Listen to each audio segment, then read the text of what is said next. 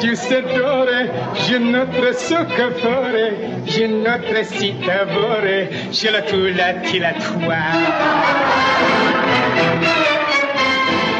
C'est notre seule santé, ci vosse l'autre volta. Les chassis catonta. Tralalala, tralala. Olá pessoal, aqui Rodrigão na área de volta, trocando uma ideia sobre cinema, agora episódio 6, né? Dando sequência agora, a gente já falou da história do cinema, dos primórdios do cinema, dos irmãos Lumière, falamos de George Méliès, falamos de animação, um episódio bem legal, né, que a gente falou. No último episódio eu falei um pouquinho do cinema nostálgico, falei dos filmes que me influenciou a minha juventude, minha infância, ligação com meu pai, com meu irmão. Então foi um episódio legal, que eu falei de filmes muitos que a gente via na sessão da tarde, no cinema em casa. Foi o último episódio, né? E hoje, no episódio 6, dando sequência à história de cinema, eu vou falar de um cara que mundialmente conhecido, que é o Charlie Chaplin. Charlie Spencer Chaplin, acho que esse é o nome dele, que ele herdou do pai dele, né? Então esse cara é mundialmente conhecido e ele é importantíssimo para a história do cinema, né? Ele é um ícone do cinema mudo. Quando fala de Charlie Chaplin, acho que todo mundo associa cinema mudo, né? E por muitos é considerado também um dos pioneiros, um dos pais do cinema. Foi muito importante os filmes dele para esse início do desenvolvimento do cinema, certo? Então, começando, o Charlie Chaplin, eu tenho muito orgulho disso, ele nasceu eu nasci em 16 de abril, ele nasceu em 16 de abril de 1889, certo? Século XIX, e nasceu em Londres, ele é britânico, né?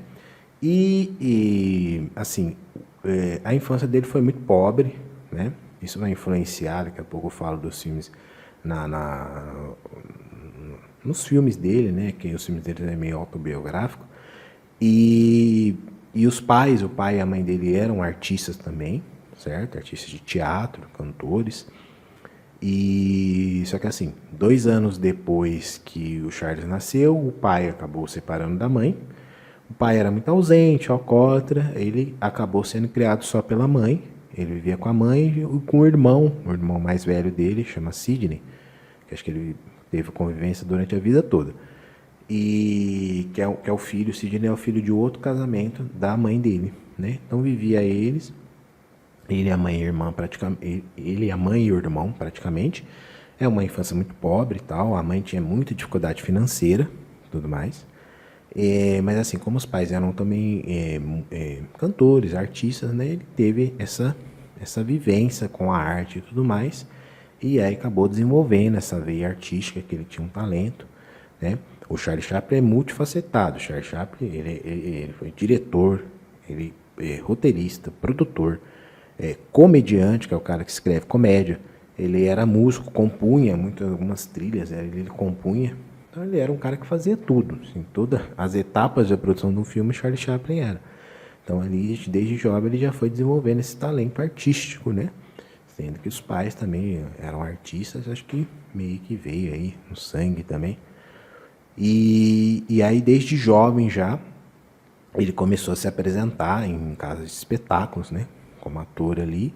E depois aí ele migrou também como ator de teatro e comediante, né? Então já desde jovem ele era ator, teatro e comediante já começou a desenvolver desde muito jovem. E aí, nisso daí, né, na Inglaterra, se apresentando ali no teatro e tal, ele tinha alguma trupe, as trupes artísticas, né, de apresentação, de peça, fez itinerante, circense, até essa linha um pouquinho circense, ele tinha uma trupe, mas aí aos 19 anos tinha a trupe de um cara famoso lá que chamava Fred Karno, que contratou ele, né, gostou ali, contratou ele. Então, aos 19 anos, ele teve o primeiro contrato dele, né, foi contratado por essa trupe do cara que chamava Fred Karno, certo? E aí essa trupe ela fez uma turnê nos Estados Unidos. Então, através dessa trupe do Fred Karno que ele foi contratado, que ele foi parar nos Estados Unidos. Foi em 1910, entre 1910 e 12 ali, teve essa turnê com essa trupe nos Estados Unidos. Aí ele teve o contato ali, conheceu os Estados Unidos e tudo mais. Que nessa época aí estava nos primórdios do cinema, com os estúdios de cinema já desenvolvendo, né, o Méliès ali desenvolvendo seus filmes, tudo mais. Aí ele teve esse contato com os Estados Unidos, né, nesse fervor cinematográfico. E numa dessas apresentações ali que ele estava, claro, que fez essa turnê com essa trupe, e alguém enxergou ele, né, e gostou dele. Né, esse cara que enxergou ele, um cara que chama Mack Sennett, que era tipo um dos sócios, né, ele tinha, né, um dos donos, junto com outros sócios, no estúdio de cinema, produtora de cinema, estúdio de cinema que chamava Keystone Studios. Então, o Mack Sennett lá era o chefão da Keystone Studios. Vendo uma dessas apresentações, achou o Chaplin interessante e contratou o Chaplin para trabalhar no estúdio, no seu estúdio, na sua produtora de cinema, né, para atuar ali. E aí foi assim que ele se inseriu nesse mundo cinematográfico. Ele depois pôde entrar no mundo do cinema e atuar e começar a atuar ali. Isso foi em 1914. Né? 1914 é a data que ele iniciou essa inserção, né, no mundo cinematográfico, trabalhando ali na Keystone Studios.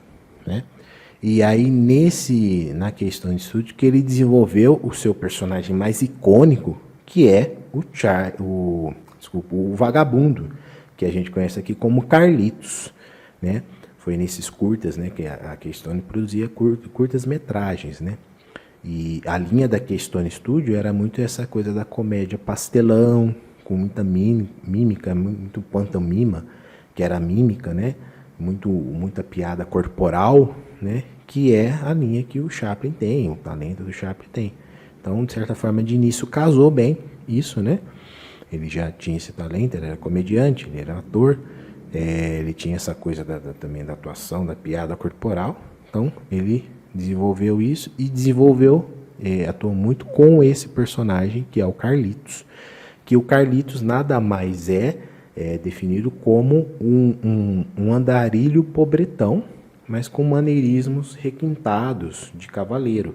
Porque você vê que ele era um cara que andava ali invadivo na rua, né, com um andarilho pobretão ali, não tinha dinheiro. Só que ele sempre com o terninho dele, certo? Com a gravatinha borboleta, com o chapéuzinho de coco, como se fosse um cavaleiro ali, com a sua bengala, né? Então era vamos dizer assim, um pobre com requinte de riqueza ali, sabe? Esse é o Charlie Chaplin, icônico, muito conhecido. E aí, de 14 em diante, ele desenvolveu esse personagem nos curtas. E foi conquistando aí muitos fãs, ele foi começando a crescer, ficar famoso, foi começando a ter sucesso com esse personagem, o Carlitos, as suas atuações. E os fãs começou a adquirir fãs ali, então a sua fama foi crescendo e, claro, com isso atraiu outros estúdios, né, de cinema que falou, esse cara é interessante, vou contratá-lo.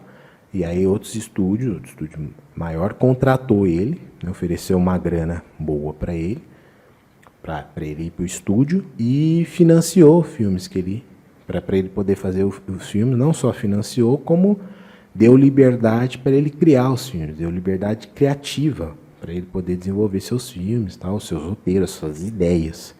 E daí ele foi escalonando, ele foi crescendo, né, produzindo seus curtas ali, né, tudo cinema mudo, né? Tudo cinema mudo. O cinema mudo é que que é o cinema mudo? É que ele não tem fala, né? Não tem a voz, as falas do personagem, não tem os diálogos, certo? Ele só tem as expressões, as mímicas, né? Vamos por assim, atuação corporal, com mímicas, já viu cinema mudo, com música, né? Tem a música, e às vezes tem aqueles, né? Aqueles dizeres na tela com os escritos, mas a fala, até 1927, que aí você tem ali o cantor de jazz, a gente vai falar disso, que é o cinema falado, é tudo cinema mudo. Por isso que ele é o ícone desse cinema mudo. Quem vê o filme de Charlie Chaplin identifica isso, né? Tudo expressão, tudo face, você entende ali através da expressão facial, corporal e tudo mais. E aí, então, aí de 14 diante, ele foi aí contratado, né? Outra também estúdio contratou ele, deu dinheiro, né? Financiou os filmes e ele começou a produzir ali, com liberdade criativa, desenvolver seus curtas, seus filmes, certo? Aí, em 1919, aí ele fundou, junto com outros cineastas, entre eles está um cara que chama D.W. Griffith. Esse cara a gente tem que falar depois sobre ele também. Mas aí ele, mais o W. Griffith, mais os dois sócios, fundaram a UA, que é a United Artists, né? União de Artistas, que na verdade é uma distribuidora cinematográfica, vamos dizer assim, é uma produtora, distribuidora de cinema. Quer dizer, vamos dizer assim, eles fundaram o estúdio próprio deles de cinema, entendeu? Aí assim ele conseguiu a independência cinematográfica e ter todo o controle total dos seus filmes, né? Ele se tornou independente em 1919. Aí ele vai começar a produzir com liberdade, com independência os seus próprios filmes, assim, mas com controle total da produção dos seus filmes, né? Em 1919, fundando a United Artists, né? Que produziu vários dos filmes deles aí ao longo da carreira, foi através da UA ali. E, tanto que em 1921, aí ele desenvolve, que eram só curtas-metragens, né? Em 1921 é o primeiro longa-metragem dele, que aí ele desenvolve o primeiro longa, que é o Garoto, muito famoso, um dos mais famosos dele é O Garoto. E aí depois vem Em Busca do Ouro, aí vem Casamento ou Luxo e também o conhecido O Circo, certo? E eu falei, os filmes dele, ele é caracterizado, muitos filmes dele, por ser muito, assim, tem a comédia, mas ele tem um certo drama, um sentimentalismo, geralmente é uma comédia dramática, mas tem bastante o que a comédia também faz muito bem, isso que é, junto com a comédia, fazer uma crítica, né? A comédia te faz rir, mas às vezes você está rindo, mas às vezes você reflete sobre aquilo que você está rindo, né? Então, ele fazia muito dessa comédia dramática, às vezes com sentimentalismo, mas com crítica social, crítica política, né? Você vai ver isso daí no Garoto, né? Luz da Cidade, você vai ver isso no Circo, né? Que ele faz essa crítica social, e é autobiográfico também, porque ele, né, morou um tempo... eu não falei, acho que a mãe dele, isso eu esqueci de falar, a mãe dele...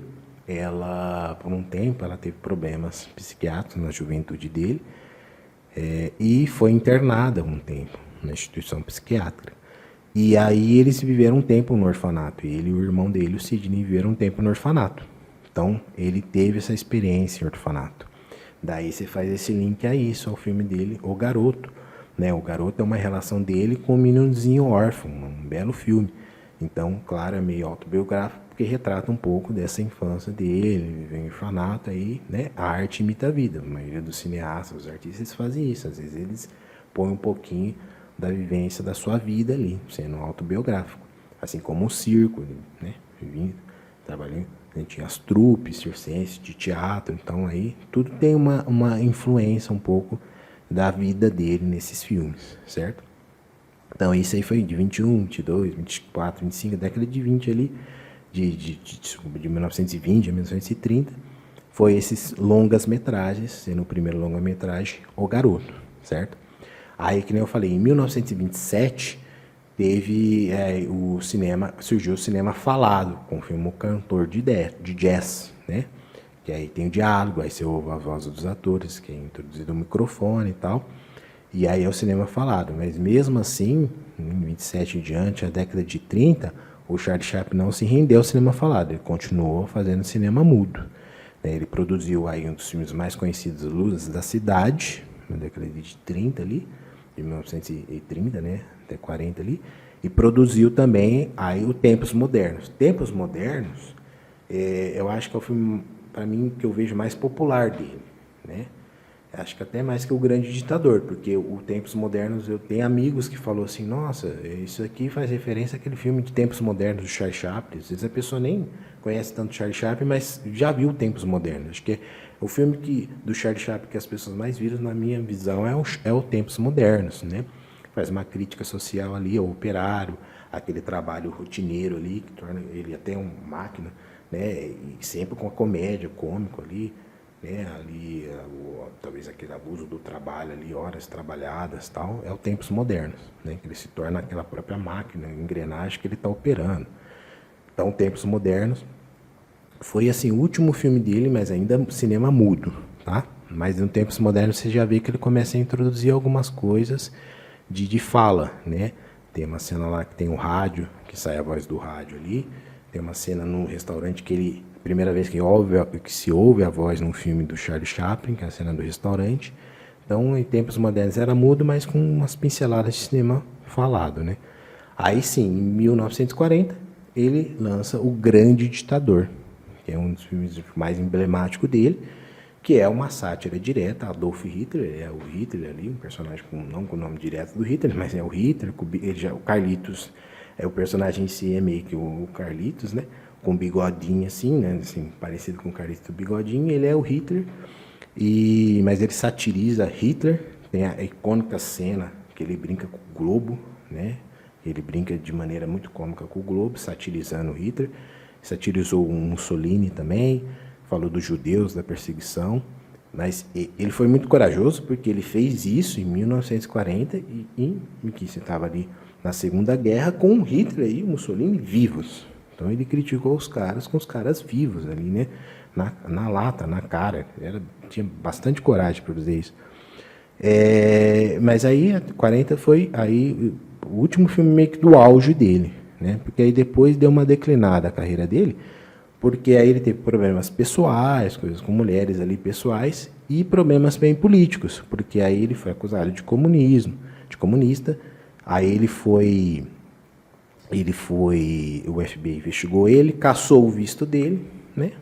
E aí, caçado o visto americano dele, ele pegou e se exilou ali, ou decidiu ficar na Suíça. Em 1952 ele foi para a Suíça, e aí depois lá ele produziu alguns filmes dele dali já, só que sem o Carlitos. Nos filmes dele, ele, pós aí 52, aí ele não tinha mais o personagem do Carlitos, né? Que aí você vai ter Luzes da Ribalta, um filme famoso dele, o rei de Nova York, você vai ter A Condessa de Hong Kong, né? Alguns filmes dele ali já mais no fim de carreira. E aí em 1977, que aí ele falece e tudo mais. Mas o Charlie Chaplin é importantíssimo um ícone, né, do cinema mudo, é importantíssimo, um dos pais, uns pioneiros aí, nesses primórdios do cinema, com esses filmes emblemáticos, corajosos, com crítica social, crítica política, autobiográficos. Esse é o Charlie Chaplin. E ele não revelava muito assim os truques, as formas de filmagem, as técnicas de filmagem dele. Tem um documentário que chama... deixa eu fazer a colinha aqui. Chama O Chaplin que Ninguém Viu. Está no YouTube, né, que mostra um pouquinho das técnicas, mostra ele dirigindo uma vez ou outra, mas ele não revelava muitas técnicas de filmagem, mas ele foi extremamente importante. Muitos, eu não sei, a maioria dos humoristas, comediantes, eles se inspiram em Charlie Chaplin, né? Isso aí é evidente, né? Dentre eles, a gente gostava muito, na minha idade, dos Trapalhões, vi muito filme dos Trapalhões no Bristo, e o Didi, os Trapalhões em si, eram muito... O Didi é muito roteirista, né, dos Trapalhões ali, dos filmes dos Trapalhões, que eu vi quase todos. Ele que escrevia, e ele era um grande fã, nitidamente, do Charlie Chaplin, tanto que ele fez um filme que chama O Vagabundo, deixa eu lembrar aqui, Os Vagabundos Trapalhões. Os Vagabundos Trapalhões é um filme de 1973 em que ele faz uma referência direta ao Charlie Chaplin, né? Meio que tipo ao garoto, que tem um garoto no filme ali, ao circo, ele faz uma homenagem, uma referência. Ele também, o Didi tem essa coisa também da meio mímica, mas mais assim corporal, coisa circense também, né? O Roberto Bolanhos, que criou Chaves, o Chapolin, também é um fã, é nítido nas suas obras do Charlie Chaplin. Você vê nas suas obras, nas suas produções, referências a Charlie Chaplin. Se você lembrar um episódio do Chaves, que ele vai para Acapulco, tem a cena da porta rotatória do hotel. Aquela cena é uma referência de um filme do Charlie Chaplin, que tem essa cena do Chaplin. Então, grandes ícones aí do humor fazem referência a Charlie Chaplin e tal. E é um dos, tipo, hoje diz cosplays mais, né? A gente que se veste de Chaplin, se tem uma festa fantasia, vai ter o cara lá de Chaplin. Tem um cara na rua fazendo um artista de rua de Chaplin. É icônico, o Carlitos, né, de Chaplin. Não, vamos dizer assim, de Carlitos, o vagabundo. É que Carlitos, o vagabundo de Chaplin ficou quase uma coisa só. Certo? Então esse é o Charlie Chaplin. Sua grande importância de cinema, começando nos Estados Unidos em 1914, aí ele vai até 1900 aí, e vamos dizer 70 aí, né? Fazendo seus filmes, seus curtas mudos, depois falado, né? Polêmico ali e essencial. Esse é o Charlie Chaplin, né? Eu vou deixar como dica aqui de filme, um filme muito bom dele de 1992, com Robert Downey Jr., que eu gosto muito, que ele é o Charlie Chaplin. 2 horas e 20, é a cinematografia dele, muito boa. É dirigida pelo Richard o nome em inglês, Richard Attenborough, que é o velhinho. Você viu o Parque de Dinossauros? Tem o vozinho das crianças do Parque de Dinossauros do Spielberg. Aquele cara, ele é diretor, ele que dirigiu o Richard, ele que dirigiu ele dirigiu o Gandhi, cinebiografia do Gandhi, e dirigiu também esse filme do Chaplin, que é muito bom, que acho que está na Claro TV e tal, quem tem Claro. Esse filme é muito bom. Como dica, eu vou deixar outras dicas de filme, certo? E logo a gente volta falando de cinema. Tem esse D.W. Griffith, é um episódio legal pra gente falar. Vamos falar de cinema, o cinema falado, cantor de jazz e tal. Tem muita coisa para falar de cinema. O cinema que a gente fala, que eu já falei, de horror, o cinema, né? O expressionismo alemão. Vamos falar de muita coisa, certo? E então, em breve a gente volta com o episódio 7. Valeu!